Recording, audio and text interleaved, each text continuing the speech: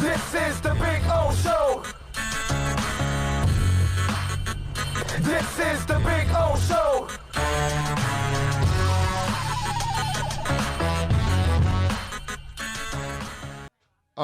Big O, tell us, please, the funniest story in the locker room when you covered the Dolphins. Wow. I got to think about that. I mean, I can think of John Avery telling us. Is that back in the day when they'd be smoking cigarettes and drinking beers and stuff, maybe? I don't know, man. I was recording a TV show once, and well, not once. I recorded it every week. But I had Dolphin players on, and so we're done recording, and I walk outside in the parking lot, and one Dolphins player was smoking a joint.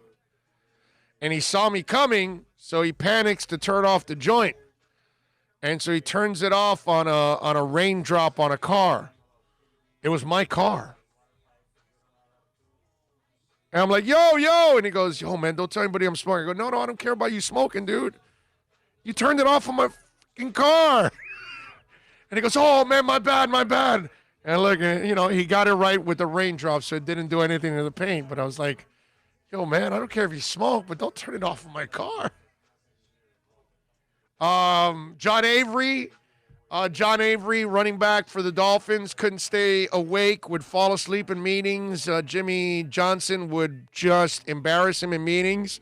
So he had a system that he developed, and he would bring a large cup of water, like a super big gulp-sized cup, and then he'd walk over to his locker room, and it had 9 flavors of Kool-Aid. When he'd open up his locker room at the top shelf, it had like 9 different flavors of Kool-Aid.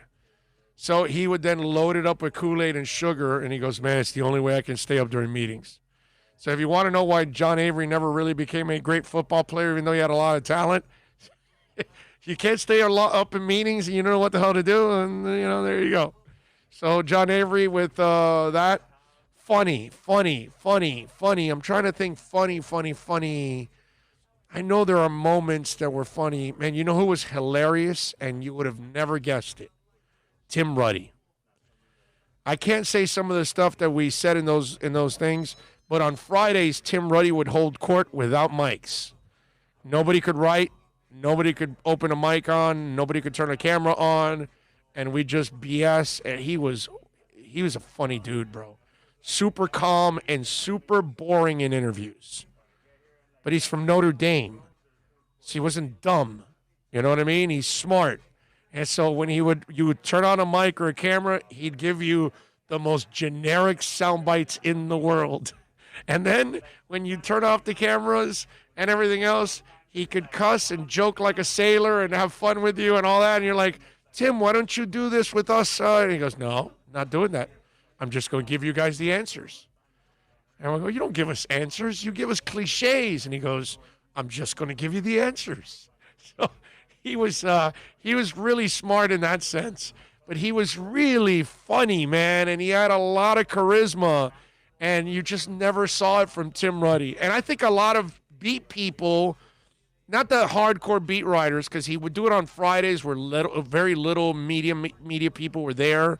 It was just like the beat writers and a couple of electronic people like myself and somebody else maybe that was hardcore.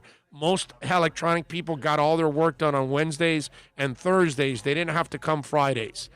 The hardcore would be there every day of the week, including Fridays, and yours truly was one of those.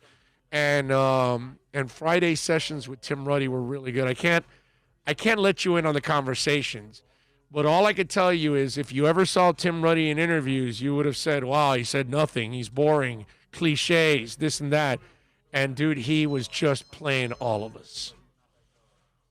We would laugh, too, because when we would get the answers that we had to use for, whatever, we were kind of laughing. It's like, okay, this is the guy that we get on Fridays, So it's not something funny that I can specifically tell you, but I can just tell you that he was a funny guy. I'm trying to think of, I know that there were moments that I'm forgetting now, and I know they'll come to my head. I know it'll come like tonight when I'm driving home at 11:30 at night. I'll remember something. Oh, I should have said this on the show, I gotta think. It won't be on the way to Inter, so you could do it prior to the Inter game. I doubt it. Yeah, I doubt that. I doubt that.